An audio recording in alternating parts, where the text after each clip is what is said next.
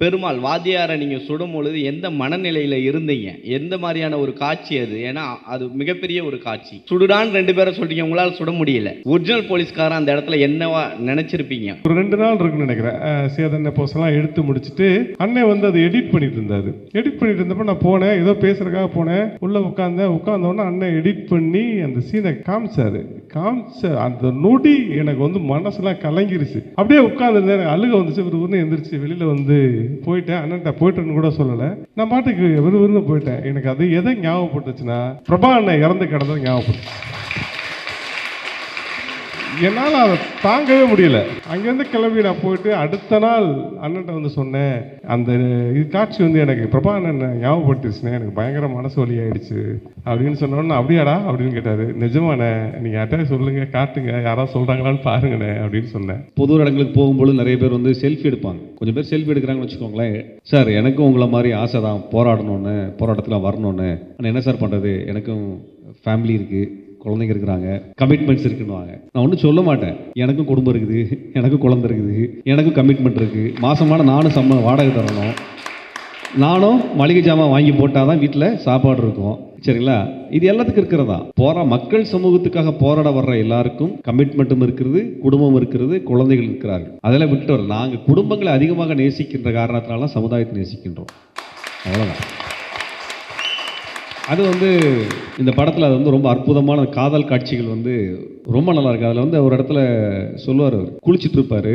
அப்போ அந்த மகாலட்சுமி சொல்லுவாங்க, குளிக்கிற ட்ரெஸ்ஸு வந்து எடுத்துகிட்டு நீ பாட்டு குளிக்க வேண்டியதானே, ஃப்ரீயாக குளிக்க வேண்டியதானேன்னு சொல்லுவாங்க. மகாலட்சுமி சொல்லுவாங்க. அதுக்கு அவர் விஜய் சேதுபதி பதில் சொல்லுவார், ஏன் அவன் புருஷனை இழுத்துட்டு போகிறப்ப அம்மனை கட்டை இழுத்துட்டு போகணும்னு சொல்கிறியா போலீஸ்காரன் வந்து. நகைச்சுவையான காட்சியாக இருக்கும். ஆனால் ஒரு போராட்ட இயக்கத்தில் இருக்கிறவனுக்கு என்னைக்கு எப்போ எது நடக்கும்ன்றது தெரியாது இருக்கு இல்லையா, அதான் அதை வெளிப்படுத்தியிருப்பார். போலீஸ்காரரு வந்து நீ சட்டப்பேட்டெல்லாம் போடுங்க சார், ஷூவெல்லாம் போடுங்க சார் கூட்டிகிட்டு போகிறதுக்கு நம்ம வந்து அண்ணாமலை கிடையாது, நம்ம வந்து சாதாரண போராட்ட இயக்கத்தில் இருக்கிறவங்க தான்.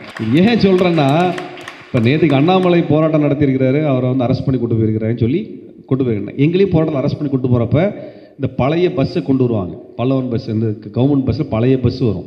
அந்த பஸ்ஸில் எங்களெல்லாம் கூட்டு போயிருக்கிறாங்க.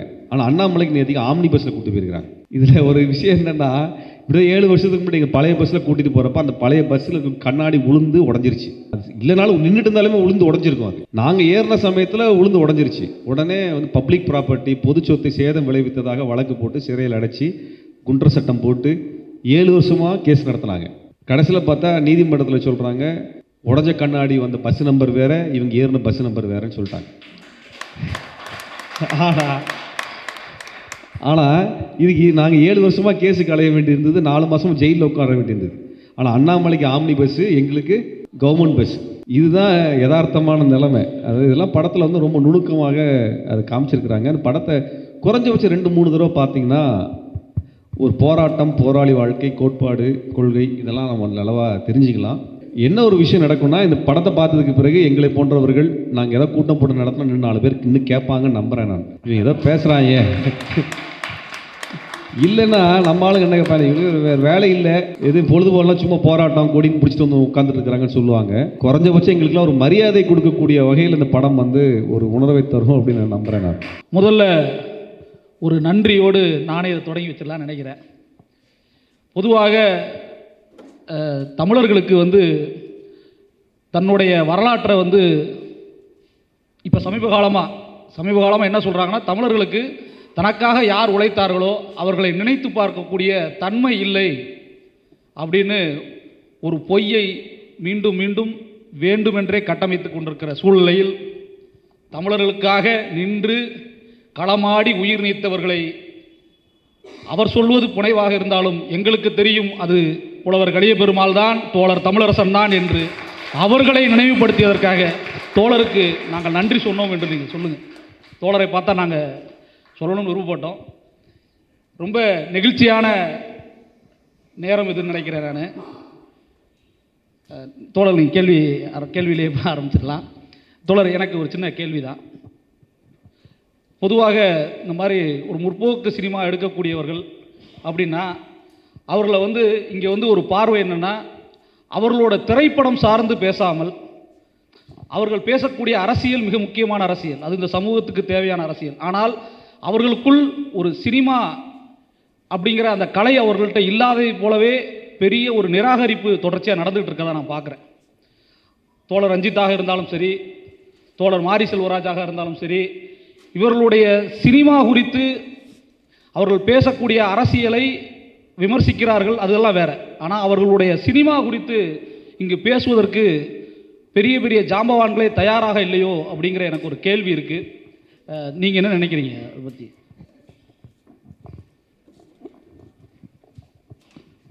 சிக்கலான கேள்வி கேட்டனா? நான் அப்படி பார்க்கல. அது என்னென்னா, இங்கே நீண்ட காலமாக ஒரு கதை சொல்லிக்கிட்டே வந்திருக்காங்க இந்த தமிழ் சினிமாவில். அப்போ திடீர்னு எதிர்கேள்வி கேட்ட உடனே ஒரு ஒரு பயம், அச்சம் வந்து அதை தனிநபர் தாக்குதலாக கொண்டு போக தான் இங்கே முயற்சி நடந்துகிட்டே இருக்குது. ஆனால் அவங்க சினிமா குறித்து ஒரு ஆரோக்கியமான விவாதத்தை துவங்குறதே இல்லை. அவங்க தனிநபர் தாக்குதல், அவங்க தனி குழுவாகவும் போய் நின்று அவங்கள தாக்குறது அப்படி தான் போயிட்டுருக்கு. இந்த குரல் அவங்கள அச்சப்படுத்தியிருக்குன்னு தான் நான் பார்க்குறேன். இந்த குரல் அவங்கள அச்சப்படுத்துது, பயப்பட வைக்குது. அதனால் அந்த குரலை நம்ம வலிமையாக சொல்லிக்கிட்டே இருக்கலாம். ஏன்னா இந்த கேள்வி எதனால் வந்ததுன்னா, நீங்கள் தோழர் இன்குலாப் போன்ற மிகப்பெரிய ஆளுமைகளை கூட இடது கையால் புறந்தள்ளிட்டு இவர்கள் எழுதுனது இலக்கியமே இல்லை அப்படின்னு ஒதுக்கிட்டு போகிறாங்க. இது ஒரு அரசியல் இங்கே நடந்துகிட்டே இருக்குது. அதே போன்ற ஒன்று தான் நம் தோழர்களுக்கும் இங்கே நடந்துகிட்டு இருக்குது. தோழர்களை வந்து ஒரு மொட்டை அடிச்சுக்கிட்டு கால் மேலே கால் போட்டுக்கிட்டு என்ன அரசியல் வன்முறை, இடதுசாரித்தனம் என்னது இது அப்படின்னு பேசுகிற ஒரு சூழலை நோக்கி தள்ளுறாங்க. எங்கள் தோழர்களுக்கு தெரிந்த அரசியலை விடவும் எங்கள் தோழர்களுக்கு தெரிஞ்ச படைப்பு, ஆகச்சிறந்த படைப்பாளிகள் எங்கள் தோழர்கள் என்பதை நாம் தான் கொண்டாட வேண்டும். அதற்காகத்தான் இந்த அவயம் வாசிப்போம். எங்கள் தோழர்களுக்கு உங்களை விடவும் அதிக படைப்பிலக்கியமும் தெரியும், படைப்பூக்கமும் தெரியும் என்பதைத்தான் நான் இந்த படத்தின் மூலமாகவும் தொடர்ச்சியாக பார்த்துட்ருக்குறோம். அந்த வகையில் இது மக்கள் படமாக ஆயிடுச்சு. இன்றைக்கி வந்து யாரோ 2 பேர் யூடியூப்பில் உட்காந்துக்கிட்டு வன்முறைன்னு பேசுகிறதெல்லாம் மக்கள் தூர எரிஞ்சிட்டு போயிட்டாங்க, கொண்டாடுறாங்க. கல்லூரி மாணவர்கள் மாணவியர்கள் எல்லாரும் கொண்டாடுறாங்க. படங்களுக்கான ரிவ்யூ அப்படி தான் வருது. படம் மிகப்பெரிய வெற்றி அடைய வேண்டும் என்பதை மனதார விரும்புகிறோம். தோழர்கள், உங்களோட கேள்விகளை தோழர்கள் இருக்கிறாங்க, நீங்கள் யாருனாலும் கேட்கலாம். யார் கேட்குறீங்க? உங்களுக்கு காவல்துறையை பற்றி நல்லாவே தெரியும். உங்களை வச்சுக்கிட்டே காவல்துறை உள்ள என்னென்னலாம் நடந்ததுன்னு காந்தி சார் சொல்லிட்டு இருந்தார். பட் இருந்தாலும் எல்லாருக்கும் தெரிஞ்சது கடைசியாக நம்மளுக்கு தூத்துக்குடி துப்பாக்கி சூடு. பெருமாள் வாத்தியாரை நீங்கள் சுடும் பொழுது எந்த மனநிலையில் இருந்தீங்க? எந்த மாதிரியான ஒரு காட்சி அது? ஏன்னா அது மிகப்பெரிய ஒரு காட்சி. சுடுடான்னு 2 பேரை சொல்லிட்டீங்க, உங்களால் சுட முடியல. ஒரிஜினல் போலீஸ்காரன் அந்த இடத்துல என்னவா நினச்சிருப்பீங்க நீங்கள் இருந்து? அதை சரியாக சொல்லணும்னா, ஒரு நடிகனாக போகும்போது அப்படியான எனக்கு எதிர்நிலையில் இருக்கிறவரை நான் அங்கே ஆக்டராக தான் நிற்பேன். எனக்கு வந்து எதிராப்பில் நிற்கிறது வந்து வாத்தியார் அப்படின்னு நான் யோசிக்க மாட்டேன். நான் என்ன பெர்ஃபார்ம் பண்ண போகிறேன் அப்படிங்கிறத மட்டும்தான் நான் நினைப்பேன். அது மட்டும்தான் என் மனசில் இருந்துச்சு. அதை மட்டும்தான் நான் நினச்சி அதை நடித்தேன். ஏன்னா எனக்கு திரைப்படம் நாமளும் நடிக்க வந்திருக்கோம், அண்ணனும் நடிக்க வந்திருக்காங்க அப்படின்னு தெரியும். ஆனால் அதை எடுத்து முடிச்சுட்டு ஒரு 2 நாள் இருக்குன்னு நினைக்கிறேன். சேதனை போஸ்டெல்லாம் எடுத்து முடிச்சுட்டு அண்ணன் வந்து அதை எடிட் பண்ணிட்டு இருந்தார். எடிட் பண்ணிட்டு இருந்தப்போ நான் போனேன், ஏதோ பேசுகிறக்காக போனேன். உள்ளே உட்காந்தோடனே அண்ணன் எடிட் பண்ணி அந்த சீனை காமிச்சார். அந்த நொடி எனக்கு வந்து மனசுலாம் கலங்கிருச்சு. அப்படியே உட்காந்துருந்தேன், எனக்கு அழுக வந்துச்சு. விறுவிறுன்னு எந்திரிச்சு வெளியில் வந்து போயிட்டேன். அண்ணன்ட்ட போயிட்டேன்னு கூட சொல்லலை, நான் பாட்டுக்கு விறுவிறுன்னு போயிட்டேன். எனக்கு அது எதை ஞாபகப்பட்டுச்சுன்னா, பிரபா அண்ணன் இறந்து கிடந்தது ஞாபகப்பட்டுச்சு. என்னால் அதை தாங்கவே முடியல. அங்கேருந்து கிளம்பி நான் போயிட்டு அடுத்த நாள் அண்ணன்ட்ட வந்து சொன்னேன், அந்த காட்சி வந்து எனக்கு பிரபா அண்ணன் ஞாபகப்படுத்திடுச்சுனே, எனக்கு பயங்கர மனசு வலி ஆயிடுச்சு அப்படின்னு சொன்னோன்னே, அப்படியாடா அப்படின்னு கேட்டார். நிஜமாண்ணே, நீங்கள் யார்கிட்ட சொல்லுங்கள், காட்டுங்க, யாராவது சொல்கிறாங்களான்னு பாருங்கண்ணே அப்படின்னு சொன்னேன். அந்த நிகழ்ச்சி வந்து எனக்கு அப்படியே, ஆனால் அது எனக்கு சினிமாவில் அது அப்படியே அமையுது எனக்கு. நான் எப்போதுமே இங்கே தான் நிற்கிறேன், ஆனால் என் வாய்ப்பு எல்லாமே அங்கிட்டு தான் போகுது. அது என்னன்னு தெரில. ஆக்சுவலாக அதே சார் தமிழ் சார், அதே காவல்துறையை பற்றி தான் டானாக்காரன்லையும் எடுத்திருப்பீங்க. அதில் வேற மாதிரி இருக்கும், அதில் ஒரு உண்மை இருக்கும். காவல்துறைக்குள்ளேயே நடக்குது என்ற இன்னொரு பக்கமும் காட்டியிருக்கீங்களே, அதை எப்படி பார்க்குறீங்க? நான் டானாக்காரன் படம் எடுத்ததுனால தான் தப்பிச்சினேன். அதுக்கப்புறம் தான் என்னை வந்து இவன் நம்மால் போலக்கு அப்படின்னு எல்லாருமே பேச ஆரம்பித்தாங்க. அது வந்து ஜெய்பீம் நடிச்சுட்டு இம்மிடியேட்டாக டானாக்காரனை நான் ரிலீஸ் பண்ணேன். அந்த படம் தான் என்னை காப்பாற்றுச்சு. சார் விடுதலை படம் நாங்கள் பார்த்தோம், நல்லா இருந்தது. சின்ன ஒரு அதில் நெருடல் ஒன்று, இதில் யார் ஒன்றா அதில் ஆன்சர் பண்ணலாம். என்னென்னா, நம்ம பெண்ணியம் பேசுகிறோம், பெண்ணியம் விடுதலை பேசுகிறோம். ஆனால் வந்து அவங்க கல்யாணம் ஆகிறதுக்கு முன்னாடி, ஹீரோயின் கல்யாணம் ஆகிறதுக்கு முன்னாடி போராட்டத்தை காலத்துலலாம் கலந்துக்கிறாங்க, பேச்சுவார்த்தை போகுது. ஆனால் கல்யாணம் ஆன பிறகு அவங்கள எந்தவித போராட்டலையும் காட்டவும் இல்லை, ஒரு சின்ன விஷயம் கூட அவங்களுக்கு காட்டலை. இன்னும் ஒரு விஷயம் காட்டுறாங்க, அவங்க அப்பாவும் அண்ணனையும் கொலை பண்ண சொல்கிறாங்க. அப்போ கூட அவங்க வந்து தொட்டில் ஆட்டின்னு இருக்காங்க. ஸோ கல்யாணம் ஆன பிறகு பெண்களோட சுதந்திரம் பறிக்கப்படுதா? அது என்னன்னா தோழர், அந்த பஞ்சாலைங்கிறது ஒரு தனி கதை. அது சார்ந்து ஒரு திரைப்படமே பண்ணலாம். அவ்வளோ பெரிய கதையை தான் அண்ணன் எடுத்தார். அதை நம்ம கால சூழல் இருக்குல்ல, இந்த முதல் பகுதி அண்ணன் காமிக்கும் போது எல்லாரோட கண்ணும் வந்து அந்த பஸ் ஸ்டாப்பில் மட்டுமே இருந்துச்சு. இதை குறைக்கணும் அப்போ தான் சரியாக வரும் அப்படின்னு சொன்னப்போ அப்பவும் அந்த பொண்ணு வந்து ஒரு புத்தகம் எழுதியிருப்பாங்க, அதை வந்து வெளியிடுவாங்க, என் இணையர் இல்லாமல் இதை செஞ்சுருக்க முடியாது அப்படின்னு சொல்லுவாங்க. அடுத்த ஒரு கூட்டத்தில் போய் பெண்கள் களத்துக்கு வராமல் இங்கே நம்ம எதையும் சாதிக்க முடியாது அப்படின்னு பேசுவாங்க. உங்களுக்கு திரைப்படம் தானே, நம்மளாம் திரைத்துறையில் தானே இருக்கோம், ஒரு பெரிய படைப்பு எடுத்து இப்போ என்ன சொன்னால, நான் நடித்தது வருமா வராதான்னு எனக்கு தெரியல அப்படின்னு சொல்லி அது திரைக்காலத்தில் சுருக்கும் போது சில விஷயங்களை நம்ம முழுமையாக சொல்ல முடியாமல் போயிடும். சரி சார், திரைத்துறையில் வந்து நீங்கள் சொல்கிற விஷயம் இருக்குது, கட்டில் நிறைய பேர் போகும், எடிட்டில் நிறைய போகும். ஆனால் இந்த விஷயம் நீங்கள் கண்டிப்பாக ஏதாவது ஒரு சீனாவது வச்சுருக்கணும். அவங்க வந்து ஏதாவது பாடம் எடுக்கிற மாதிரியாவது, சில ஏதோ போராட்ட காலத்தில் வந்து போய் பேசுகிற மாதிரி இருந்துருக்கணும். அவங்க கல்யாணம் ஆன பிறகு டோட்டலாகவே அவங்கள அவாய்ட் பண்ணுற மாதிரி ஒரு விஷயம் வருது. பெண்ணியம் அந்த இடத்துல வந்து குறைக்கப்படுதா? அந்த படத்தில் ரொம்ப ரொம்ப முக்கியமான காட்சி வந்து மகாலட்சுமி கொடுத்துருப்பாங்க. தேசிய இனங்களின் சுயநிர்ணய உரிமை குறித்தான ஒரு புத்தகம் வெளியிடும். அந்த படத்தோடைய கோட்பாடே வந்து தேசிய இனங்களின் சுயநிர்ணய உரிமை தான். தத்துவமாக பார்த்தீங்கன்னா அந்த படத்துடைய தத்துவமே தேசிய இனங்களின் சுயநிர்ணய உரிமை தான். அந்த புத்தகத்தை மொழிபெயர்க்க வெளியிடக்கூடியவராக மகாலட்சுமி காமிச்சிருப்பாங்க. இதில் பார்த்தீங்கன்னா விஜய் சேதுபதி களத்தில் இறங்கி வேலை செய்யக்கூடியவராக இருப்பார். அறிவு சார்ந்த தளத்தில் இயங்கக்கூடியவராக மகாலட்சுமி காமிச்சிருப்பாங்க. பெண்கள்கிட்ட போய் இறங்கி களத்தில் வேலை செய்யக்கூடியவங்களாம் மகாலட்சுமி 2 இடத்துல காமிச்சிருப்பாங்க. அதனால் ரெண்டையுமே பிரித்து இந்த இடத்துலையும் காமிச்ச மாதிரி தெரியும். கல்யாணத்துக்கு அப்புறம் நீங்க நல்லா பார்த்தீங்க, படம் ஃபுல்லா பார்த்தீங்கன்னா கல்யாணத்துக்கு அப்புறம் அவங்க வந்து இந்த போராட்ட களமும் சரி, எந்த களமும் சரி அவங்கள காட்டவே இல்லை. ஏன்னா பெண்ணியம் நம்ம பேசணும் இல்லை, அதுதாங்க கல்யாணத்துக்கு அப்புறம் தான் அந்த 2 காட்சியும் இருக்கும் சார். ஒரு காட்சியில் வருவாங்க சார், அவங்க அப்பா இல்லைங்க, உங்கள் காட்சி நீங்கள் முழுசாக பார்க்கலாம். நான் சொல்கிறது படத்தை ஒரு தடவை பார்க்காதீங்க, ஒரு 3-4 தடவை பாருங்கள். அதை பார்த்தீங்கன்னா அந்த காட்சிகள் என்னன்றது புரியும். அது திருமணத்துக்கு பிறகு நிறைய பணிகள் செய்கிறதா தான் காமிச்சிருப்பாங்க. திருமணத்துக்கு முன்பு செஞ்சதை விட நான் என்ன கேட்குறேன்னா, ஒரு அரசியல் வேலைங்கிறது வீட்டுக்கு வெளியே நான் முடிவு பண்ணுவீங்க. அரசியல் வேலை அரசியல் சம்பந்தப்பட்டது. ஒரு புத்தகம் எழுதுகிற விளையாட்டான விஷயமா? இல்லை. பெண்களை ஒருங்கிணைக்கிற விளையாட்டான விஷயமா? இல்லை. ரெண்டையும் அவங்க செய்வாங்க. அதெல்லாம் மகாலட்சுமி செய்கிறதா அந்த படத்தில் 2 பவர்ஃபுல்லான காட்சிகள் இருக்குது. கதை வந்து வாத்தியாரை பற்றியான கதை, சரிங்களா? இப்போ கேகே வந்து மிக முக்கியமான கேரக்டர். யார்? வாத்தியார் கேகே. அவருடைய வரலாறையே அந்த படத்தில் சொல்லலை. அவர் பையனே இழந்திருக்கிறாரு, அதை பெருசாக படத்தில் சொல்லலை. அது என்னன்னா, அந்த படத்தில் வாத்தியார் என்கின்ற ஒருவர் யாராலெல்லாம் உருவாக்கப்படுகிறார் அப்படிங்கிற இடத்துல தான் இவங்க எல்லாத்தையும் சொல்கிறாங்க. மகாலட்சுமி கேரக்டர் ரொம்ப பவர்ஃபுல்லான கேரக்டர். நம்ம அது கவனிக்கலை. பொதுவாக வந்து நம்மளுக்கு ஒரு பழக்கம் இருக்குது, ஹீரோயின் பார்க்குறோம்னா அது ரொம்ப குறைந்தபட்ச அளவில் பார்க்குற தன்மையில் கூட அதை மிஸ் பண்ணலாம். அதனால் அந்த படத்தை 2 தடவை 3 தடவை பார்த்தீங்கன்னா உங்களுக்கு அது வந்து உள்வாங்கிறதுக்கு வாய்ப்பு அதிகமாக இருக்கும்னு நினைக்கிறேன். காந்தி சார், ஆக்சுவலாக இதில் கம்யூனிஸ்ட் போராளிகள் அப்படின்னு போராட்டம், காலங்காலமாக கம்யூனிஸ்டுகள் போராட்டம் தான் நடந்துட்டு இருக்காங்க, வலதும் இடதும். ஆனால் போராட்டக்காரர்கள் இறந்து கொண்டு இருக்காங்க. மேலே இருக்கவர்கள் பார்த்தீங்கன்னா ஆட்சிக்கு ஏற்ற மாதிரி அங்கேயும் இங்கேயும் ஓடித்தானே இருக்காங்க இன்ன வரையும். அதாவதுங்க, ஒரு அரசியல் கோட்பாடு எப்படி இயங்குதுங்கிறத பொறுத்து தான் இதை பேச முடியும். அதில் கட்சி இருக்கலாம், கட்சி இல்லாமல் இருக்கலாம். கட்சி வந்து அந்த அரசியல் கொள்கையை எடுத்துக்கொண்ட கட்சிகள், நடைமுறைப்படுத்திய கட்சிகள், பல விஷயங்கள் இருக்கும் அதில். அதனால் நம்ம ஒரு கட்சியில் இருக்கக்கூடிய ஒரு சில தலைவர்கள் செய்யக்கூடிய ஒரு விஷயத்தை வச்செல்லாம் ஒரு கொள்கையை முடிவு பண்ண முடியாது. இந்த படத்தை பொறுத்த வரைக்கும் இந்த கோட்பாட்டை ஏற்றுக்கொண்ட புரட்சியாளர்கள் என்ன செஞ்சாங்க, எப்படி இயங்கினாங்க அப்படிங்கிறதான் அந்த படத்தினுடைய வரலாறு, படம் சொல்லக்கூடிய வரலாறு, அந்த புரட்சியாளரை பற்றி பேசிய வரலாறு. அப்படி தான் நம்ம வந்து அதில் வந்து பார்க்க முடியும். அதாவது வயலன்ஸு ஃபிலிமில் வயலண்ட்டாக இருக்குன்னு சொன்னாங்கன்னு யாரோ சொன்னாங்க. அப்படிலாம் இல்லை. அது என்னென்னா ஹலோ அந்த இது அந்த கான்ட்ராஸ்ட் இருந்தால் தான் இந்த கதை.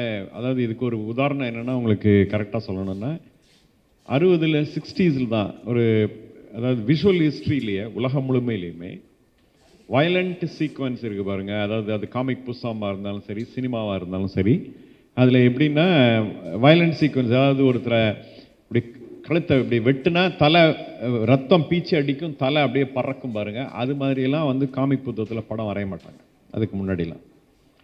அதே மாதிரி சினிமாவில் சுட்ட உடனே ஒருத்தரை சுட்ட உடனே ரத்தம்லாம் தெரிச்சு விழுகிற மாதிரி, கை வெட்டுனா கை போகிற மாதிரி இப்படிலாம் சினிமாவில் இமேஜ் வராது.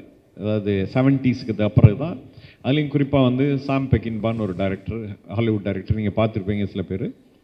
அவர் படம் வந்து எக்ஸ்ட்ரீம்லி வயலண்ட் தான். ஆனால் அந்த படம் லவ்வை சொன்ன மாதிரி எந்த படமும் சொன்னதில்லை. அதாவது லவ்வை சொல்கிறதுக்கு தான் அதை வந்து இமேஜ் அப்படி இருக்கும். ஆனால் வந்து அது மாதிரி தான் வந்து இதில் வர நானே ரொம்ப பெரிய கேப்பு பிறகு வயலண்ட்டான சீக்வன்ஸையே இதில் பார்க்குறேன். ஆனால் அதுக்கு அர்த்தம் இருக்குது. அதை வந்து பொது இடத்துல நீங்கள் உட்காந்து பார்க்கும்போது அதுக்கு அடுத்து இம்மீடியட்டாக குடும்பம் பிரிஞ்ச குடும்பம் வந்து சாப்பாடாக வாங்கிக்குது. அதுக்கு அடுத்த இடத்துல இப்படியான காட்சிகள் வரும்போது தான் இது எல்லாமும் இந்த என்ன சொல்கிறாங்க, அது ஒரு பேலே தான். அது கிட்டத்தட்ட பேலே மாதிரி தான். அது அந்த மாதிரி தான் இது ப்ரெசென்ட் பண்ணுது. அதே மாதிரி தோழர், அந்த இடதுசாரி தலைவர்கள் சார்ந்து ஒரு கேள்வி கேட்டிருந்தீங்க. அதுக்கு இந்த படமே விடையும் கொடுத்துருக்கோம். நம்மக்கிட்ட ஒரு சிறந்த தத்துவம் இருக்குது. அந்த தத்துவத்தை பின்பற்றி போவோம் அப்படிங்கிறது தான். தத்துவம் வந்து தலைவர்களை சார்ந்தது கிடையாது. தலைவர்களை யாரும் பின்பற்ற போகிறதும் கிடையாது. தலைவர்களை பின்பற்றினா அது வந்து படத்தில் வர்ற மாதிரி விசிலடிச்சாங்குஞ்சுகளாகவும் அந்த தலைவரை தூக்கி சுமக்கிற, அந்த தலைவர் சொல்லுகிற கொள்கை திட்டத்தை வந்து தூக்கி சுமக்கிற விஷயமாக மட்டும்தான் இருக்கும். தத்துவங்கிறது என்ன? இடதுசாரிகள். இடதுசாரிய தத்துவத்தை பின்பற்றுவதற்கு எவருக்கும் உரிமை இருக்கிறது. அதை என்னவாக செயல்படுத்தணுங்கிற சிந்தனையை வந்து ஒவ்வொருத்தருக்குமே அதை வந்து எடுத்துக்கலாம் அப்படிங்கிறதான் இந்த படம் வந்து முன்வைக்கிற விஷயம். இதுக்குள்ளேயே நிறைய ட்ராவலில் கொள்கை முரண்கள் ஏற்பட்டு அதுக்கப்புறம் அந்த திருத்தங்கள் செய்யப்பட்டு மாறிலாம் வந்து அந்த இடதுசாரிய பயணம் வந்து நடக்குது. அதனால் இது அமைப்புகளில், தலைவர்களில், கட்சிகளில் தலைவர்கள்லாம் இருக்கிறாங்க, சிக்கலாக இருக்கிறாங்கன்னா அது எல்லா இடங்கள்லையும் இருக்காங்க. ஆனால் நம்ம இடதுசாரியாக இருக்கோமாங்கிறதான் கேள்வி. இடதுசாரியாக இருக்கிறதுக்கு தலைவர் தேவையில்லை, தத்துவம் இருந்தால் போதும்.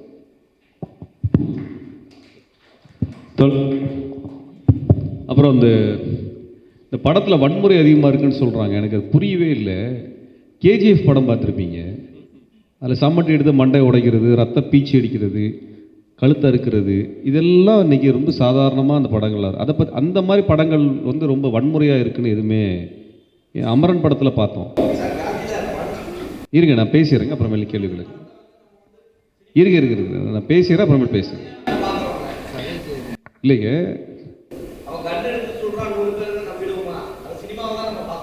இது சினிமா தான். ஆமாம், உண்மை வந்து இன்னும் வயலண்ட்டாக இருக்கும். சரிங்களா?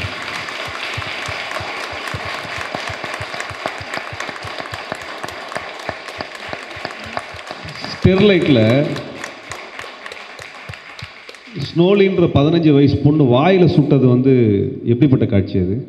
ஒரு போலீஸ் நம்ம கண்ணு முன்னாடி நம்ம கூட வளர்ந்த ஒரு தங்கையை வாயில் சுட்டு கொண்டு இருக்கு இல்லையா? அது எப்படிப்பட்ட காட்சி அது? இது மாதிரி எத்தனை காட்சிகள் நீங்கள் வந்து பரமக்குடியில் அவங்க வந்து ஒரு 10 வருஷத்துக்கு முன்னாடி 2011 துப்பாக்கி சூடு நடந்தபோது ஒரு பையனை தூக்கிட்டு வருவாங்க, சுட்டு கொன்ன பையனை ஒரு ஆடை வெட்டி கொண்டு வர்ற மாதிரி தூக்கிட்டு வருவாங்க. அது எவ்வளோ பெரிய வயலன்ஸ்! ரியாலிட்டி இன்னைக்கு நடைமுறை வந்து சினிமாவில் இந்த படத்தில் காட்டியதை விட மிக மிக மோசமான வயலன்ஸ். மிக மோசமான ஒரு வயலன்ஸ்குள்ளே தான் நம்ம வாழ்ந்துட்டுருக்குறோம். நீ 10 மணிக்கு மேலே நின்று டீ குடிச்சிங்கன்னா போலீஸ்காரர் உங்களை எப்படி நடத்துகிறார்? ஏன் சார் இங்கே டீ குடிக்கிறேன்னு கேட்க மாட்டார். ஏன் இங்கே நிற்கிற போ, அதை சொல்கிறதுக்கு எந்த போலீஸ்க்கும் ரைட்ஸ் கிடையாது. 10 மணிக்கு மேலே டீ குடிக்கக்கூடாதுன்னு இந்திய சட்டத்தில் சொன்னது கிடையாது. 10 மணிக்கு மேலே டீ கடை திறக்கக்கூடாதுன்னு எந்த சட்டத்திலையும் சொன்னது கிடையாது. அப்போ இந்த வயலன்ஸுக்குள்ளே தான் நம்ம இன்றைக்கி நின்றுட்டு இருக்கிறோம். இன்றைக்கி ஒரு ஹெல்மெட் போடலை அப்படின்னா அந்த போலீஸ்காரர் முன்னாடி நம்மளால் கையை கட்டி பவ்யமாக நிற்கிற பசங்களை பார்க்குறோமா இல்லையா? அது மிகப்பெரிய குற்றமா? அது கொலை குற்றமா? அது ஒரு விதிமீறல், அவ்வளோதான்.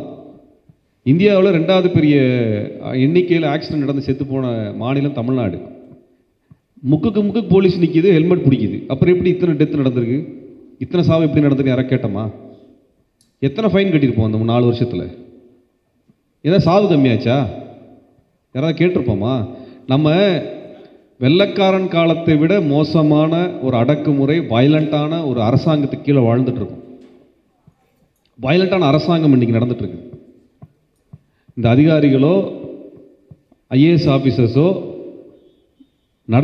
நம்மளை நடத்தக்கூடியது வந்து வெள்ளைக்காரன் நம்மளை நடத்துனதை விட மிக மோசமாக நடத்திட்டு இருக்கிறாங்க. வெள்ளைக்காரன் காலத்தை விட 10 மணிக்கு மேலே டீ குடிக்க போகக்கூடாதுன்னு யாரும் சொன்னது கிடையாது. 12 மணிக்கு ஹோட்டல் கடை தரக்கூடாதுன்னு யாரும் சொன்னது கிடையாது. ஆனால் இன்றைக்கி இருக்குது. அப்போ இப்படிப்பட்ட ஒரு வயலன்ஸ் இருக்கு இல்லைங்களா? அந்த வயலன்ஸ் என்ன ரியாலிட்டியில் இருக்குதோ அது இந்த படத்தில் இல்லை. அந்த அளவில் வந்து வெற்றி வந்து என்ன பண்ணியிருக்காருன்னா கருத்துக்கு முக்கியத்துவம் கொடுத்து எடுத்திருக்கிறார். இதுவே வந்து நீங்கள் கமர்ஷியலாக பண்ணணும்னா எப்படி சுட்டாங்க, எங்கே குண்டு உள்ளே போச்சு, ரத்தம் எப்படி வெளியே பீச்சு அடிச்சது அப்படின்னு சொல்லி கேமரா வரைக்கும் ரத்தத்தை காமிச்சிருக்க முடியும். அப்படிலாம் அவர் காமிக்கவே இல்லை. அந்த இது காமிக்கல. ஆனால் அரசாங்கம் எவ்வளோ பெரிய வன்முறையாக இருக்குதுன்னு காமிச்சிருக்கார் படத்தில். ரத்தமே காமிக்காமல் வயலன்ஸ் காமிச்சிருக்காரு. யோசிச்சு பாருங்கள், அந்த படத்தில் அந்த அதிகாரி மேலே உட்காந்து சொல்கிறார், இந்த போலீஸ் ஆஃபீஸர் வேண்டாம், அந்த மக்கள் எந்த ஜாதியாக இருக்கிறாங்களோ அந்த ஜாதியில் ஒரு ஆளை பிடிச்சி போடுன்றார். இன்றைக்கி நடக்குதா இல்லையா? ஊரில் எல்லா ஊர்லேயும் தான் நடக்குது. அந்த சமூகத்தில் இருக்கக்கூடிய போராட்டம் நடக்குதா, அந்த ஜாதிக்கார ஆஃபீஸரை போடு, அந்த ஜாதிக்கார போலீஸ்காரரை அனுப்பு, அந்த ஜாதி அதிகமாக இருக்க ரெஜிமெண்ட் அனுப்புங்கிறது நடந்துட்டு தான் இருக்குது. அது படத்தில் ஒரு காட்சியில் அழகாக வந்து அதை வந்து சொல்லியிருக்கு. இன்றைக்கி நடக்கக்கூடிய வயலன்ஸ் அது. இப்போ இந்த படத்தில் இருக்கக்கூடிய மூஞ்சியில் அடிக்கக்கூடிய உண்மை வந்து நம்ம நேரடியாக எதிர்கொண்டுட்டு இருக்கிறது. ஆனால் தோழர் ஓவியர் மருது அவர்கள் சொன்னது மாதிரி இது எதுவுமே பொது தளத்தில் விவாதிக்கப்படாத விஷயங்கள், பொது தளத்தில் துணிஞ்சு சொல்லப்படாத ஒரு விஷயங்கள். அதில் அவர் வந்து இந்த சீஃப் செக்ரட்டரி காமிக்கிறார். இது வரைக்கும் சீஃப் செக்ரட்டரி படத்தில் வந்ததே கிடையாது, எந்த படத்துலையுமே. எந்த தமிழ்நாட்டினுடைய திரைப்படம், இந்திய திரைப்பட உலகத்தில் வரலாற்றிலேயே அந்த மாதிரி ஒரு சீஃப் செக்ரட்டரி கேரக்டர் காமிச்சிருக்கவே மாட்டாங்க. அதில் அவர் வீட்டோட காமிச்சு அதில் வந்து புலக்கரையோடு வச்சிருக்கிறார். அது ஒரு அதாவது இந்திய அரசாங்கத்தினுடைய வீடு அப்படின்னு ஒரு பாலடைஞ்ச வீட்டை தான் காமிச்சிருக்காரு. உள்ளுக்குள்ளே வேறு மாதிரி இருக்குது. ஆனால் வந்து ஒரு வீட்டுக்குள்ளார ஒரு சேரில் உட்காந்து ஒரு ஃபோனை வச்சுட்டு ஒருத்தனை சுடணுமா வேண்டாமா, ஒருத்தனை கொல்லணுமா வேண்டாமா, ஒருத்தனை பதவி உயர் கொடுக்கணுமா வேண்டாமா, ஒருத்தனை தண்டனிக்கணுமா வேண்டாமா, ஒரு முதலமைச்சருக்கு எதை சொல்லணும், ஒரு பத்திரிகையில் எது செய்தியாக வரணும், ஒரு பத்திரிகைக்காரனை அரெஸ்ட் பண்ணணுமா வேண்டாமா, எல்லாத்தையும் ஒரு மனுஷன் முடிவு பண்ணுறான்.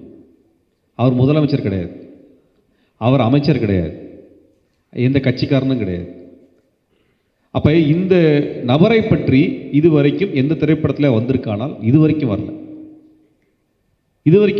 அவர் அங்கே சொல்கிறாரு பத்திரிகையில் செய்தி வரல, அங்கே சொல்கிறாரு செய்தி ரொம்ப பத்திரிகையாளர் அரெஸ்ட் பண்ணுறாங்க, அங்கே அவர் சொல்கிறாரு இவர் கொண்டு போய் வேறு கேம்பில் மாற்றுறாங்க, அவர் அங்கே சொல்கிறாரு வாத்தியாரை சுட்டு கொள்கிறாங்க. அவர் சொல்கிறார் கடைசி என்ன சொல்கிறாரு, பெருமாள் என்ன ஆனாலும் நம்ம சொல்ல வேண்டாம், தலைவர் வருவாருன்னு சொல்லி அந்த மக்கள் கடைசி வரைக்கும் உண்மையான தலைவரே கிடைக்காம அந்த மக்கள் போராட்டத்துக்கு வராமல் போயிடுவாங்க. இன்றைக்கி அதுதான் ஈழ போராட்டத்தில் தேசிய தலைவர் வருவாருன்னு சொல்லி இன்றைக்கு வரைக்கும் ஏமாற்றப்பட்டோம்.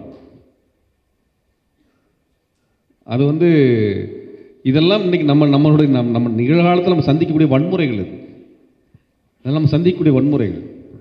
இந்திய அரசாங்கம் வந்து பிரபாகரன் அவருடைய டெத் சர்டிஃபிகேட் கொடுக்கல, இலங்கை வந்து டெத் சர்டிஃபிகேட் இஷ்யூ பண்ணலாம் சொல்லி நம்மளை கொண்டு வந்து என்ன பண்ணாங்க, அடுத்து ஒரு இயக்கமே வராமல், அடுத்து மக்கள் போராடாமல் தடுத்து நிறுத்தி வச்சுட்டாங்க. அதுக்கப்புறம் அவங்க வருவாங்க இவங்க வருவாங்கன்னு பல கதைகள் நம்ம இன்றைக்கி எதிர்கொண்டுட்டு இருக்கிறோம், அது வேறு விஷயம். ஆனால் இதை இந்த படத்தில் காமிக்கிறார், அவர் சொல்கிறார். அதில் வெள்ளைக்கொடியோடு வந்து கைதானவர்களை என்ன பண்ணுறது, முள்ளிவாய்க்கால் வெள்ளைக்கொடியோடு வந்தவங்களை முட்டி போட வச்சு சுட்டு கொண்டதை நம்ம பார்த்தோம், வீடியோவாக பார்த்தோம். இந்த படத்தில் காமிக்கிறார் நேரடியாக. வெள்ளைக்கொடியோடு வர்றவங்கள சுட்டுக் கொள்கிறாங்க அப்படின்னு. அப்போ அரசாங்கத்துக்கு எந்த சட்டமும் கிடையாது, அரசாங்கத்துக்கு எந்த விசாரணையும் கிடையாது. அதில் தப்பு பண்ண அதிகாரி அதே ஜீப்பில் தான் உட்காந்துருப்பார். ஆனால் நேர்மையாக நடந்து கொண்ட வாத்தியார் கொலை செய்யப்படுவார். அந்த படத்தில் காமிச்சிருக்கிறாங்க. ஆனால் அந்த வாத்தியார் தான் குடும்பத்துக்கும் குழந்தையோடும் அவருடைய காதல் வாழ்க்கை ரொம்ப ரொம்ப முக்கியமானது. அந்த படத்தில் வந்து நம்ம அரசியலை பார்க்கக்கூடிய அதே சமயத்தில் நான் வேறு ஒன்று சேர்த்து சொல்லணும்னு நினைக்கிறேன். பொதுவாக பொது இடங்களுக்கு போகும்போது நிறைய பேர் வந்து செல்ஃபி எடுப்பாங்க. கொஞ்சம் பேர் செல்ஃபி எடுக்கிறாங்கன்னு வச்சுக்கோங்களேன். சார் எனக்கும் உங்களை மாதிரி ஆசை தான், போராட்டத்தில் வரணுன்னு. ஆனால் என்ன சார் பண்ணுறது, எனக்கும் ஃபேமிலி இருக்குது, குழந்தைங்க இருக்கிறாங்க, கமிட்மெண்ட்ஸ் இருக்குன்னுவாங்க. நான் ஒன்றும் சொல்ல மாட்டேன். எனக்கும் குடும்பம் இருக்குது, எனக்கும் குழந்தை இருக்குது, எனக்கும் கமிட்மெண்ட் இருக்குது. மாதமான நானும் வாடகை தரணும், நானும் மளிகை ஜாமான் வாங்கி போட்டால் தான் வீட்டில் சாப்பாடு இருக்கும். சரிங்களா? இது எல்லாத்துக்கும் இருக்கிறதா. மக்கள் சமூகத்துக்காக போராட வர்ற எல்லாருக்கும் கமிட்மெண்ட்டும் இருக்கிறது, குடும்பம் இருக்கிறது, குழந்தைகள் இருக்கிறார்கள். அதெல்லாம் விட்டுட்டு வர நாங்கள் குடும்பங்களை அதிகமாக நேசிக்கின்ற காரணத்தினால சமுதாயத்தை நேசிக்கின்றோம். அவ்வளோதான். அது வந்து இந்த படத்தில் அது வந்து ரொம்ப அற்புதமான காதல் காட்சிகள் வந்து ரொம்ப நல்லா இருக்குது. அதில் வந்து ஒரு இடத்துல சொல்லுவார், அவர் குளிச்சுட்ருப்பார். அப்போ அந்த மகாலட்சுமி சொல்லுவாங்க, குளிக்கிற ட்ரெஸ்ஸு வந்து எடுத்துகிட்டு நீ பாட்டு குளிக்க வேண்டியதானே, ஃப்ரீயாக குளிக்க வேண்டியதானேன்னு சொல்லுவாங்க. மகாலட்சுமி சொல்லுவாங்க. அதுக்கு அவர் விஜய் சேதுபதி பதில் சொல்லுவார், ஏன் அவன் புருஷனை இழுத்துட்டு போகிறப்ப அம்மனை கட்டை இழுத்துட்டு போகணுன்னு சொல்கிறியா போலீஸ்காரன் வந்து. நகைச்சுவையான காட்சியாக இருக்கும். ஆனால் ஒரு போராட்ட இயக்கத்தில் இருக்கிறவனுக்கு என்னைக்கு எப்போ எது நடக்கும்ன்றது தெரியாது இருக்கு இல்லையா, அதான் அதை வெளிப்படுத்தியிருப்பார். போலீஸ்காரரு வந்து நீ சட்டை பேட்டெல்லாம் போடுங்க சார், ஷூவெல்லாம் போடுங்க சார் கூட்டிகிட்டு போகிறதுக்கு நம்ம வந்து அண்ணாமலை கிடையாது, நம்ம வந்து சாதாரண போராட்ட இயக்கத்தில் இருக்கிறவங்க தான்.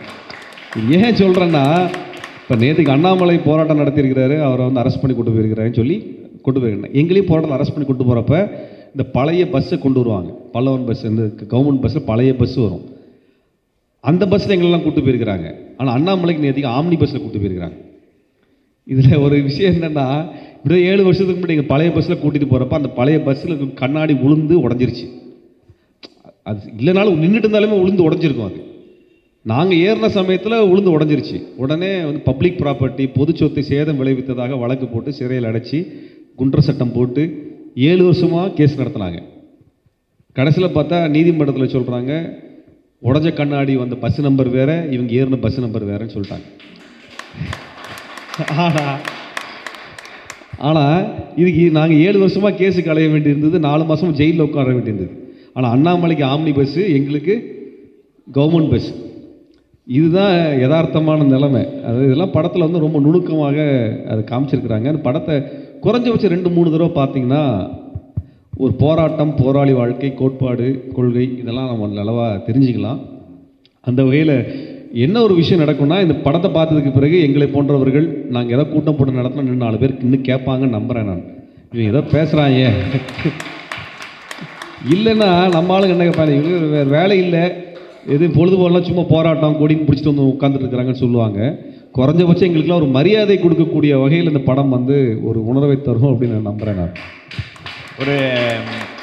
ஒரே கடைசியாக நான் ஒன்று சொல்லிடுறேன். ஆக்சுவலாக வந்து இது நான் நினைக்கிறேன் 80s 70s அண்ட்லேயே 80s வந்த படம் விண்ட் அண்ட் தி லைன்னு ஒரு படம். இதில் சில பேர் பார்த்துருக்கலாம், பார்க்காம இருக்கணும். விண்ட் அண்ட் தி லைன்னு ஒரு படம். அது வந்து மொராக்கோவினுடைய புரட்சி, மொராக்கோவினுடைய தனித்த நாடாகிறதுக்கு அதுக்கான புரட்சியை செய்த ரைசூலியுடைய வாழ்க்கையும், அது அமெரிக்கன் காலனியாக இருந்த, அதாவது ரூஸ்வெல்ட் காலத்தில் அது அமெரிக்கன் காலனியாக இருந்தது. அந்த படத்தெல்லாம் பார்த்தீங்கன்னா இதை எப்படி நீங்கள் இந்த படத்தை நீங்கள் வேல்யூவேட் பண்ணணும்னு உங்களுக்கு தெரியும். ஏன் அப்படி சொல்லணும்னா, அதாவது அந்த புரட்சியாளர் ரைசூலியா வந்து செயின் கானரி தான் நடிச்சிருப்பார். அவர் தான் அந்த புரட்சியாளராக நடிச்சிருப்பார். ஷான் கானரி நடித்தது. அதில் என்னென்னா, இங்கே இருக்கிற தூதுவர், அமெரிக்க தூதுவருடைய குடும்பம் இங்கே இருக்கும். அந்த குடும்பத்தை, தூதுவருடைய குடும்பத்தை அரெஸ்ட் பண்ணி அவர் இறந்துருவார். அந்த ஆக்ஷனில் இறந்துருவார். இந்த அவருடைய மனைவியும், இந்த தூதுவருடைய மனைவியும் குழந்தைகளையும் இந்த புரட்சியாளர்கள் ஹாஸ்டேஜ் மாதிரி பிடிச்சிருவாங்க, டெசர்ட்டில் பிடிச்சி வச்சுருப்பாங்க. அங்கே வந்து அமெரிக்காவில் என்ன நடக்குன்னு தெரியாது.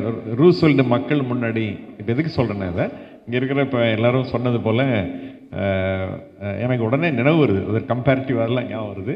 இங்கே பேர் என்ன அரசு அதிகாரிகள் பேசுகிற மாதிரியே அங்கே வந்து ரூஸ்வெல்ட் வந்து மக்கள் முன்னாடி பேசுவார். கிளம்பும்போது நான் நல்லா பேசினேன்னா எப்படி பேசினேன் நான் அப்படின்னு கேட்பார். அது மாதிரி ஒரு பகுதியும் கூடவே மக்களோடு மக்களாக சேர்ந்து புரட்சியாளர் அந்த மராக்காவில் இயங்குறதுல அந்த படத்தில் பாதிக்கு பிறகு ஹாஸ்டேஜாக இருக்கிற தூதுவருடைய மனைவியும் அந்த பிள்ளைகளும் இந்த புரட்சியாளரோட சேர்ந்து இயங்குறது இருக்குது பாருங்கள், ரொம்ப அற்புதமாக இருக்கும். அது மாதிரி தான் வந்து நான் எப்படி சொல்கிறேன்னா, எங்கேயோ இப்படிலாம் வந்து தமிழ் பரப்பில் அதாவது என்ன சொல்லுங்க அக்கறையோடு இருக்கிற கலைஞர்களால் இந்த படங்கள் வருகிறது. அதுதான் எனக்கு சிறப்புன்னு நான் நினைக்கிறேன். நன்றி, வணக்கம். கடைசியாக அந்த உண்மைங்கிற இடத்துல இருந்து ஆரம்பிச்சதை முடிச்சிடலான்னு நான் பார்க்குறேன். இந்த படத்தில் ஒரு வசனம் வரும். சூரி வந்து வாத்தியார் பாத்திரத்துக்கிட்ட, ஐயா உங்களை பற்றி யாருமே எங்களுக்கு சொன்னதில்லை அப்படின்னுவார். அதுக்கு வந்து இவர் வந்து சொல்லுவார், எங்களை பற்றி யாரும் எதுவும் சொல்லக்கூடாதுங்கிறத பார்த்துக்கிறது தான் அதிகாரத்தோட வேலையாக இருக்குது அப்படின்னுவார். அப்போது நமக்கு இங்கே சொல்லப்படுகிற தலைவர்கள், சொல்லப்படாத தலைவர்கள், சொல்லப்படுகிற போராட்டம், சொல்லப்படாத போராட்டம், இப்படி வந்து இருக்குது. இதில் சொல்லப்படாத தலைவர்கள் பற்றியும் சொல்லப்படாத போராட்டங்களை பற்றியும் நம்ம தேடி போய் கண்டறிஞ்சாதான் உண்மை தெரியும். இப்போ உதாரணத்துக்கு நம்ம மொபைல் எல்லாருக்கும் வாட்ஸ்அப் இருக்கு இல்லையா, மெட்டா ஏஐலாம் பயன்படுத்தியிருப்போம்.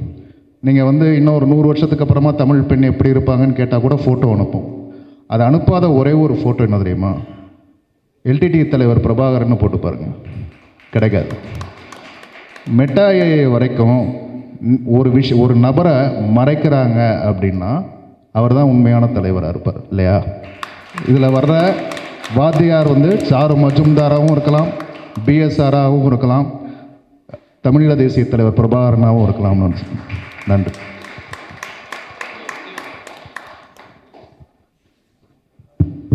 இதில் நான் வந்து இயக்குனருக்கு ஒரு நன்றி சொல்ல கடமைப்பட்டிருக்கிறேன். இந்த படத்தில் வந்து முதல் பார்ட்டில் பார்த்தீங்கன்னா அந்த ரயில் ஆக்சிடெண்ட்டு காமிச்சிருப்பாங்க, அதனுடைய விளக்கத்தை 2வதுல கொடுத்துருப்பாங்க. தமிழ்நாட்டு வரலாற்றில் அந்த ரயில் தண்டவாள தகர்ப்பு வழக்கு வந்து மிக முக்கியமான ஒரு வழக்காக இருந்தது. மருதையாற்று பாலம் தகர்க்கப்பட்டு அந்த ட்ரெயின் விழுந்து இறந்து போயிருப்பாங்க. இந்த ரயில் தண்டவாள தகர்ப்புக்கு அப்புறம் தான் போராட்ட இயக்கங்கள் மீது ஒரு மிகப்பெரிய அளவுக்கான ஒரு மோசமான ஒரு பார்வை வந்து பரப்பப்பட்டிருக்கும். போராட்ட இயக்கம்னாலே பயங்கரவாதிகள், தீவிரவாதிகள், மக்களை கொலை பண்ணுறவங்கன்னு ஒரு பரப்புரை நடந்திருக்கும். ஆனால் மருதையாற்று பால தகர்ப்பிலே அரசாங்கம் தான் அந்த குண்டை வெடிக்க விட்டது. அதன் மூலமாக பொதுமக்கள் இறந்து போகும் பொழுது அந்த கெட்ட பெயர் யார் போகும்னா அந்த போராட்ட இயக்கத்தின் மீது போகும் என்கின்ற காரணத்தினால அந்த மருதையாற்று பால குண்டு வெடிப்பு என்பது நடத்தப்படுவதற்கு அனுமதிக்கப்பட்டு பொதுமக்கள் கொல்லப்பட்டாங்க. அதை வைத்துக்கொண்டு தமிழரசன் மீது ஒரு அவப்பெயரை பரப்பினார்கள். அதே மாதிரி சென்னை மீனம்பாக்கம் விமான நிலையத்தில் வந்து ஒரு விமானத்தில் ஒரு குண்டு, இலங்கைக்கு செல்லக்கூடிய விமானத்தில் வைக்கப்பட்ட குண்டு வைக்கப்பட்டிருக்கு. இலங்கை விமான நிலையத்தில் வெடிப்பதாக இருந்த ஒரு குண்டு. ஆனால் வந்து விமானம் கிளம்பாமல் இருக்கக்கூடிய சூழலில் இங்கே ஃபோன் பண்ணி சொல்கிறாங்க. ஆனால் அந்த குண்டு எடுக்கப்படலை. அந்த குண்டு இங்கே வெடிக்குது. இங்கே பொதுமக்கள் சாகும் பொழுது அந்த போராட்டத்தின் மீது ஒரு களங்கம் வந்து பிறப்பிக்கப்படுகிறது. அப்போ இந்த அரசாங்கம் திட்டமிட்டு இந்த வேலையை செய்யும். அதுதான் மருதையாற்று பாலத்தில் நடந்தது. மருதையாற்று பாலத்தில் தமிழரசன் மீது நடத்தப்பட்டது. அதே போல தான் இந்த போராட்டத்தின் மீது நடத்தப்பட்டது. அப்போ போராடுகின்றவர்கள் மீது ஒரு அவப்பெயரை கொண்டு வருவதற்கான வேலைகள் தொடர்ச்சியாக நடந்துகிட்டே இருக்கும்.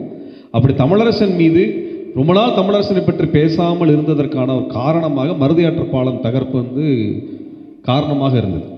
ஆனால் அதன் உண்மை காரணம் என்பது அவர்கள் போராட்ட இயக்கங்களின் மீது எந்த தவறும் கிடையாது. அரசாங்கம் அதிகாரிகள் வேண்டுமென்றே அதை அனுமதித்து அந்த அவப்பெயர் அந்த போராட்ட இயக்கங்களுக்கு மீது வந்துச்சு. இந்த சம்பவங்கள், இந்த மாதிரியான விஷயங்களை பொதுவாக சொல்கிறதுக்கு வந்து வாய்ப்பு இருக்காது. நீங்கள் ஒன்றும் இல்லை, 2009 இனப்படுகொலை போர் நடந்ததுக்கு பின்னாடி, ஈழப்படுகொலை நடந்ததுக்கு பின்னாடி தமிழ்நாடு முழுக்க போராட்டம் நடந்துட்டு இருந்த சமயத்தில் விழுப்புரத்தில் ஒரு தண்டவாளம் தகர்க்கப்பட்டிருந்தது. வைகை எக்ஸ்பிரஸோ ஏதோ ஒரு ட்ரெயின் வந்து அந்த தண்டவாள தகர்ப்புக்கு பக்கத்தில் நின்று அந்த ரயில் தண்டவாள தகர்ப்பிலிருந்து அந்த ரயிலை காப்பாற்றி விட்டோம் அப்படின்னு சொல்லி ஒரு பெரிய கேஸ், பெரிய பரபரப்பாக பேசப்பட்டுச்சு.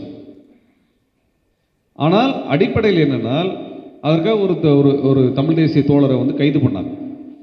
ஆனால் எந்த இடத்துலையுமே அவர் தான் அந்த குண்டு வச்சாரா அப்படிங்கிறத நிரூபிக்கப்படவே இல்லை. அப்போ இது எதுக்குன்னா, திரும்பவும் இங்கே தமிழ்நாட்டில் போராடக்கூடியவர்களை தவறானவர்களாக, வன்முறையாளர்களாக சித்தரிப்பதற்கான வேலை நடந்துக்கிட்டே இருக்கு. இதுதான் வந்து நம்மளுக்கு ஜல்லிக்கட்டு போராட்டத்தின் போது நடந்துச்சு. குடிசை கொளுத்துனது யாரு, ஆட்டோ எரிச்சது யாரு, எல்லாம் வீடியோ வெளியே வந்துச்சு இல்லையா? இதெல்லாம் போலீஸ்காரங்களாம் செஞ்சாங்க. இது வரைக்கும் எந்த போலீஸ்காரர்களாவது தண்டிக்கப்பட்டிருக்காங்களா? இல்லை. ஸ்டெர்லைட்டில் என்ன நடந்ததுன்னு எல்லாத்துக்குமே தெரியும். இது வரைக்கும் எந்த அதிகாரிகளாவது தண்டிக்கப்பட்டார்களா? அதிகாரிகள் தவறு செய்தார்கள் என்று ஒரு நீதிமன்ற நீதிபதி அறிக்கை கொடுத்துட்டாங்க. இது வரைக்கும் தண்டிக்கப்படலை. அப்போ இந்த சம்பவங்கள்லாம் என்ன சொல்லுது? போராடக்கூடிய மக்களை தவறானவர்கள் என்று சித்தரிப்பதற்காக தொடர்ச்சியாக காலமாக சொல்லப்பட்டு கொண்டே வருகிறது. அந்த வகையில் தமிழ்நாட்டினுடைய வரலாற்றில் மருதையாற்று பாலம் தகர்ப்பு என்பது ஒரு மிகப்பெரிய ஒரு பிரச்சாரமாக பயன்படுத்தப்பட்டு போராட்ட அமைப்புகள் நசுக்கப்பட்டுச்சு. அதே போல தான் ராஜீவ்காந்தி கொலை, அதை காரணமாக வைத்து இங்கிருந்த அனைத்து அமைப்புகளும் நசுக்கப்பட்டது. இன்னைக்கு பல பேர் திராவிடத்தை பற்றி திட்டுறாங்க. ஆனால் பெரியாரிய இயக்கங்கள் முழுமையாக நசுக்கப்பட்டதுக்கான ஒரு முக்கியமான காலகட்டம் ராஜீவ்காந்தி கொலை வழக்கு தான். இப்போ இது எல்லாமே ஒரு நடக்கக்கூடிய சம்பவங்கள் இருக்கு இல்லைங்களா? இது நாங்கள் அன்றாட பார்த்துட்டே இருக்கிறோம். அது யாராவது ஒருத்தர் சொல்ல மாட்டாங்களா அப்படிங்கிற ஒரு எதிர்பார்ப்பும் ஏக்கமும் இருந்தது. இன்றைக்கு வந்து வெற்றிமாறன் அவர்கள் இந்த சம்பவங்களுடைய பின்னணியில் எப்படி யார் இயங்குறாங்க அப்படிங்கிறத அம்பலப்படுத்துகிறாங்க. பொதுவாக நம்ம சொல்ல விஷயம் என்னென்னா, அரசியல்வாதிகளை மட்டுமே குற்றவாளியில் காட்டுறதுனால எந்த பயனும் கிடையாது. இந்த கட்சி தப்புன்னு சொல்லி அந்த கட்சி கொண்டு வந்துடலாம், அந்த கட்சி தப்பு இந்த கட்சி கொண்டு வந்துடலாம். கட்சி அஞ்சு வருஷத்துக்கு ஒரு தடவை ஆட்சியை மாற்றம் பண்ணிடலாம். அதிகாரிகளை நீங்கள் மாற்றவே முடியாது, அதிகாரிகளை தண்டிக்கவே முடியாது, அதிகாரிகளை கேள்வி கேட்கவே முடியாது, அதிகாரிகளின் முடிவை நீங்கள் மாற்றவே முடியாது. அதிகாரிகள் தனி உலகம், அவர்கள் எடுக்கிறது தான் முடிவு. அதன் கீழ் தான் மக்கள் நாம் தண்டிக்கப்படுறோம். அவர் எடுக்கக்கூடிய முடிவை அரசியல்வாதிகள் கேட்டே ஆக வேண்டும். அப்போ இந்த நாட்டை நடத்துறது அரசியல்வாதிகள் அல்ல, IAS IPS அதிகாரிகள் அப்படிங்கிறது இந்த படத்தில் நீங்கள் நல்லா புரிந்து கொள்ள முடியக்கூடிய வகையில் அந்த படம் சொல்லப்பட்டிருக்கிறது. அதுதான் நம்ம எல்லாருமே புரிஞ்சிக்க வேண்டிய விஷயம். ஒரு அரசியல்வாதி ஒரு MLA பண்ணார், அமைச்சர் பண்ணார், கட்சிக்காரன் பண்ணார் தான் நம்ம எல்லாம் பேசுவோம். அது மேலோட்டமான ஒரு தவறான நடவடிக்கைகள் இருக்கும். ஆனால் கொள்கை சார்ந்த தவறுகள் வந்து அவங்க பண்ணுறதா அது இந்த படத்தில் கொடுத்துருக்குறாங்க. முதல் முறையாக இந்த படத்தில் இது வெளிப்படையாக வந்திருக்குது. உங்ககிட்ட என்ன வேண்டுகோள் வைக்கிறோன்னா, உங்கள் நண்பர்கள், உறவினர்கள் எல்லாத்தையும் சொல்லி இந்த படத்தை குறைந்தபட்சம் 2 முறை நீங்கள் பார்க்க சொல்லுங்கள். இப்படி ஒரு திரைப்படம் வந்து ரொம்ப வருஷம் கழித்து வந்திருக்கு, 70 வருடம் கழித்து ஒரு திரைப்படம் வந்திருக்குது. நீங்கள் எல்லாம் ஆதரிச்சா தான் இதே மாதிரியான திரைப்படங்கள் பல்வேறு வரலாற்று சம்பவங்களை வெளிக்கொண்டு வரக்கூடிய வகையில், இது மாதிரி நூற்றுக்கணக்கான சம்பவங்கள் இங்கே இருக்குது. அந்த நூற்றுக்கணக்கான சம்பவங்கள் வெளியில் வருவதற்கு இது ஒரு வாய்ப்பாக அமையும். ஆகவே நீங்கள் வந்து இந்த படத்தை கொண்டாட வேண்டும், தமிழ் சமூகம் கொண்டாடணும். இந்தியாவில் இப்படி ஒரு படத்தை பண்ணுவதற்கு யாருக்கும் துணிச்சல் இல்லை, அதை வெற்றிமாறன் செய்திருக்கிறார். ஒரு தமிழன் ஒரு தமிழ் திரையுலகம் இதை துணிச்சலாக, இன்னைக்கு மோடியின் ஆட்சியிலே துணிச்சலாக அதை செய்திருக்கிறார்கள். தமிழ் சமூகம் இதை கொண்டாட தவறியது என்றால் தமிழ் சமூகத்தின் மீதான ஒரு குற்றச்சாட்டு வரலாறு நெடுக இருக்கும். அது அந்த தப்பை பண்ணிடாதீங்க. அமரன் மாதிரியான படமெல்லாம் வருது, புஷ்பா மாதிரி படமெல்லாம் ஓடுது. அந்த மாதிரி சமயங்களில் இந்த படம் அதையெல்லாம் 2 மடங்கு ஓடணும். ஓடி வெற்றி பெற வச்சா தான் இது போன்ற படங்களை பல இயக்குநர்கள் செய்வாங்க. வெற்றிமாறன் இன்னும் அதிகமாக இந்த மக்களை சார்ந்து பேசுவதற்குரிய துணிச்சலை கொடுக்க முடியும். ஆகவே தமிழ் சமூகம் மிக பெரும் கடமை பெற்றிருக்கிறது. தோழர் வெற்றிமாறன் அவர்களுக்கும் அவரது குழுவை சார்ந்த அனைவருக்கும் எங்களது வாழ்த்துக்களை, புரட்சிகர வாழ்த்துக்களை சமயத்திலே தெரிவித்துக் கொள்கிறேன். தோழர், யாருக்காவது கேள்வி இருக்குங்களா? தோழர், எனக்கு 2 விஷயம் இருக்குது. ஒன்று வந்து அவர் கென் ஃபஸ்ட்டில் சண்டை போடும்போது ஒரு வசனம் பேசுவார், ரொம்ப நல்லா பண்ணியிருந்தார். என்னோட பேர் நாளா இல்லை கருப்பா, என் பேரை நான் தான் சொல்லணும், நீ முடிவு பண்ணக்கூடாதுன்னு சொல்லுவார். அது வந்து எந்த இடத்துல நான் பார்த்தேன்னா உங்களை வந்து வேற ஒரு பேர் சொல்லி அடையாளப்படுத்துறதா ஒரு இது இருந்தது. அதுக்கப்புறம் வந்து இவர் வந்து ஒரு நல்ல போலீஸாக இருந்துட்டு அந்த டிரான்ஸ்ஃபர்மேஷன் காட்டுவார். அது வந்து இந்த சிதம்பரம் கேரக்டர் வந்து படித்து நீ மேலே வந்து அதே தப்பை வந்து மற்றவங்களுக்கு செய்யாதுன்னு சொல்கிற அந்த இடத்துல முடிச்சதை இங்கே கிளைமேக்ஸில் வந்து இவர்கிட்ட வந்து நல்ல போலீஸாக இருந்துட்டு சடனாக வந்து அவர் அந்த அதிகாரத்துக்கு வந்த உடனே அந்த அதிகார துஷ்பிரயோகம் பண்ணுவாங்க இல்லைங்களா, அந்த இடத்துல முடிச்சிருப்பார். அதை பற்றி தான் அவங்களோட கருத்து இருக்குது. கிட்டத்தட்ட எல்லாம் பேசிட்டோன்னு நினைக்கிறேன். அதெல்லாம் வேறு சரிங்க தோழர், நிறைய விஷயத்தெல்லாம் நினைக்கிறேன். தோழர் சொன்னது மாதிரி அதுவே இறுதி கருத்தை எடுத்துக்கங்க. இந்த படத்தை தோழர்கள் குடும்பமாக சென்று பார்க்க வேண்டும் என்ற இந்த வேண்டுகோளை அவையம் வாசிப்பு வட்டம் சார்பாகவும் இங்கு வந்திருக்கிற தோழர்கள் சார்பாகவும் தெரிவித்து, இவ்வளவு நேரம் மிக பொறுமையாக இந்த நிகழ்வை கேட்டுக்கொண்டு இன்னும் இதை மக்களுக்கு அனைவருக்கும் கொண்டு சேர்க்கக்கூடிய வகையில் இருந்து ரசித்த உங்கள் அனைவருக்கும் நன்றி கூறி நிறைவு செய்கிறோம். நன்றி, வணக்கம்.